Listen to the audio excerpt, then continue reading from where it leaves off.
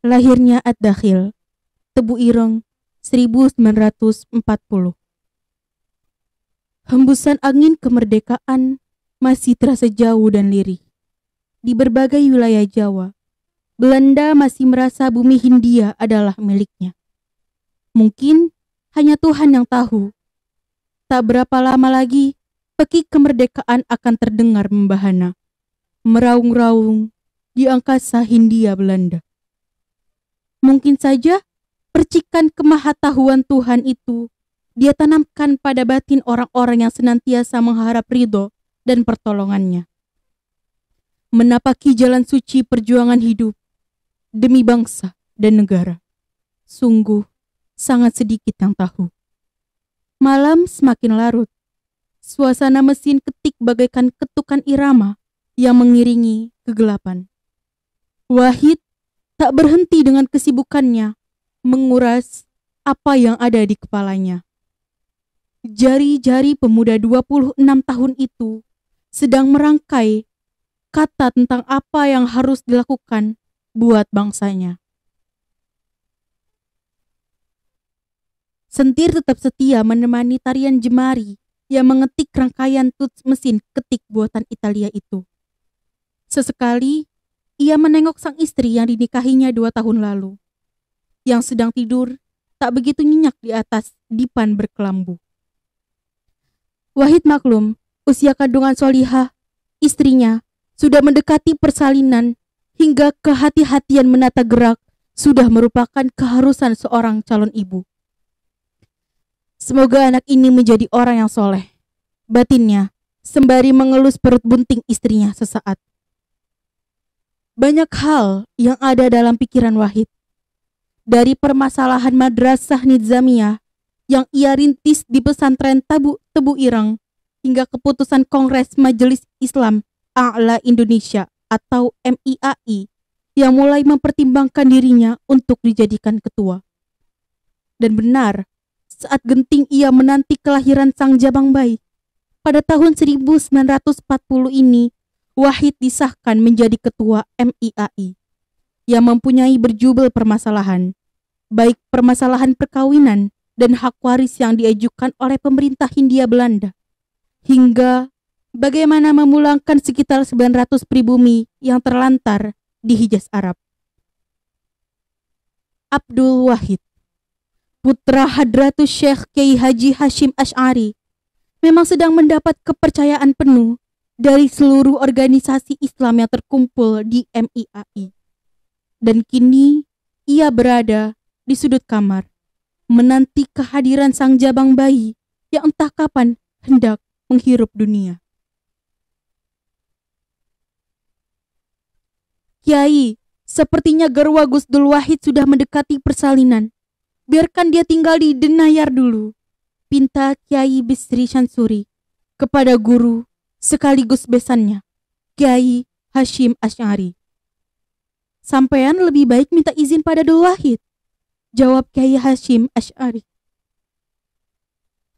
Di tengah obrolan antara bapak dan mertuanya, Wahid keluar dari kamar sambil menggandeng istrinya. Dandanan rapi yang melekat di badan Wahid membuat kedua bapak itu sedikit bertanya-tanya. Gusdul, sampean mau kemana? Kok pakai pantalon? Tanya Kiai Bisri. Ke Surabaya, ada pertemuan dengan Kang Mas Mansur, Abah. Oh begitu, tapi sebentar, aku pengen ngomong karo seliramu, Gus. Inggih, Abah, sahut Wahid sambil memandu Solihah ke salah satu tempat duduk yang kosong. Kalau bisa, bojomu biar melahirkan di Denyayar saja, biar diopeni karo ibune. Inggih, lah seliramu sendiri bagaimana, Dik?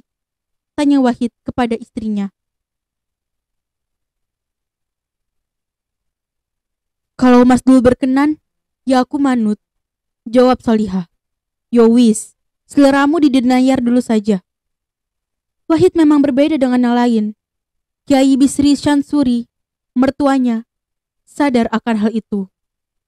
Putra dari pendiri NU tidak hanya seorang lelaki yang kuat dalam ibadah dan doa-doanya, dalam ilmu-ilmu agamanya, melainkan juga kuat dalam pendidikan dan pengetahuan umumnya. Antara dirinya dengan Wahid seringkali terlibat perdebatan sengit, tetapi selalu saja diselingi dengan canda tawa dan sikap hormat dan tawaduk dari sang menantu. Pikiran-pikiran cerdas dan cemerlang Wahid tak hanya mengurangi rasa hormat dan tawaduk kepada bapak mertuanya. Selamanya, Wahid tetap merasa sebagai santri di hadapan kiainya yang jadi mertuanya itu. Seliramu sudah siapkan nama untuk anakmu nanti, Gus? Belum, Abah. Loh, kok belum? Enggih, belum. Kita tidak tahu anak itu nanti laki-laki atau perempuan. Sementara Kiai Hashim terus merenung. Biji-biji tasbih berputar berpilin-pilin kian cepat melingkari jemarinya. Suatu perasaan yang tertanam kuat di batinnya membuat wajahnya yang cerah berubah. Sebuah perasaan yang berhubungan dengan nasib dan masa depan anak yang tengah dikandung menantunya. Tak ada siapapun yang tahu perasaan seperti apakah ini. Ini rahasia yang datang dari percik kemahatauan Tuhannya. Nyuwun ngapunten, Kiai. Ucap Kiai Bisri yang agak canggung menyapa Kiai Hashim. Oh iya, Kiai Hashim menanggapi. Gus Dul Wahid sampun setuju kalau istrinya diajak ke Denayar. Yowis, kalau begitu silahkan saja. Nyuwun doa dan pangestunipun Kiai. Insyaallah kabeh ya kudu siap berdoa. Kulo nyuwun pamit Kiai. Kiai Basri mencium tangan Kiai Hashim. Kolong nggih ajeng kesah ke Surabaya, Abah. Wahid pun ikut berpamitan.